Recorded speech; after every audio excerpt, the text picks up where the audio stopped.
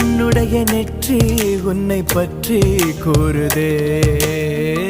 உள்ளிருக்கும் பொட்டு உந்தன் குட்டு சொல்லுதே. என்னுடைய பார்வை கழுகு பார்வை தெரிஞ்சுக்கோ. எனக்கு இருக்கும் சக்தி பராசக்தி புரிஞ்சுக்கோ.